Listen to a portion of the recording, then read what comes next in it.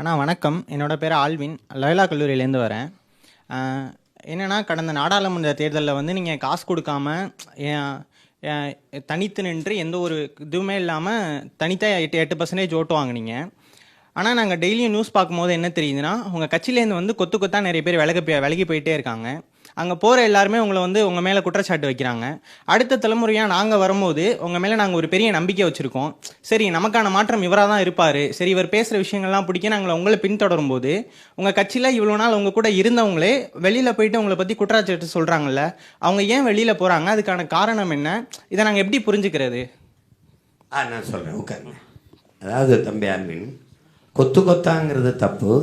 சொட்டு சொட்டாக போகிறாங்க, இப்படி ஒன்று ஒன்றா போகிறாங்க. அது எப்படின்னா, இங்கே வந்து தம்பி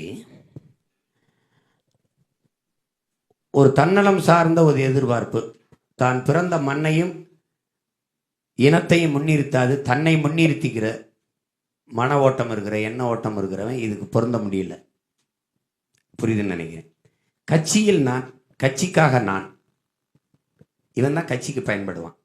கட்சியே நான் தான் இந்த கட்சி. சேலம் மாவட்டம்னா நான் தான், திருச்சினா நான் தான். புரியுதுன்னு நினைக்கிறேன். இந்த மதுரைனா நான் தான், திண்டுக்கல்னா நான் தான், தேனினா நான் தாங்கிறவன் தனியாக தான் போய் கட்சி ஆரம்பிச்சுக்கணும். உங்களுக்கு புரியுதுன்னு நினைக்கிறேன். முன்னாடி நிற்கிற இந்த இவர்கள் வெளியில் போய் என்ன குறை சொல்கிறாங்கன்னு சொல்லுங்கள். எங்களை மதிக்கலை, எங்களை வளர விடலை. கட்சி வளர்ந்தால் தானே நீ கட்சியில் வளர முடியும்.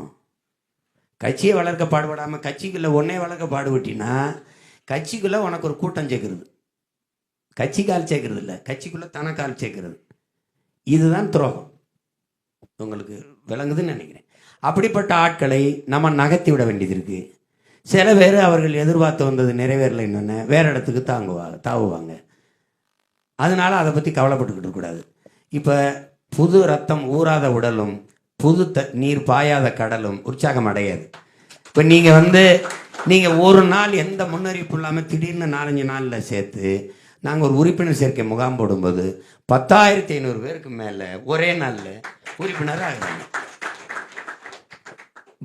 வலைத்தளத்தில் 10,000க்கு மேற்பட்டவங்க சேர்றாங்க. அப்போ ஒரு நாளைக்கு ஒரே நாளே 20-25,000 பேர் சேரும்போது அப்போ இங்கே எப்படின்னா, இந்த அரசியலுக்கான தேவை இருக்கிற வரை நீ இல்லாமல் போ, ஆனால் அது வளர்ந்து கொண்டே இருக்கும்.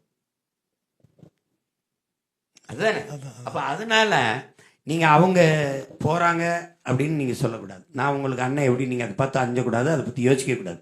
ஒரு மரம் தான் வளர்ந்து போகும்போது உயரும்போது சில கிளைகளை, பல 100 இலைகளை உதிர்த்து தான் தீரும். சில இலை அதுவாக பழுத்து விழும், சில இதில் அது என்ன செய்யுது, திமிர் எடுத்து போய் பாய்ச்சையில் இலை இருக்கும்போதே குதித்து விழும்.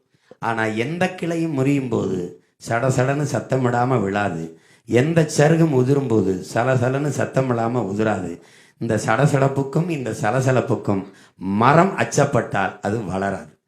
உங்களுக்கு புரியுதுன்னு, கிளை முறியாமல் இன்னும் ஒரு கிளை இல்லை, இலைகள் உதிராமல் இன்னும் ஒரு துளிர் இல்லை, தளிர் இல்லை.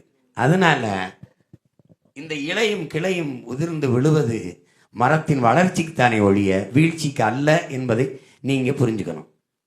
இப்ப 26 தேர்தலில் வேட்பாளர்களை மொத்தமா நிறுத்தியம் பாரு, அப்ப தெரியும் இந்த கட்சி வளர்ந்து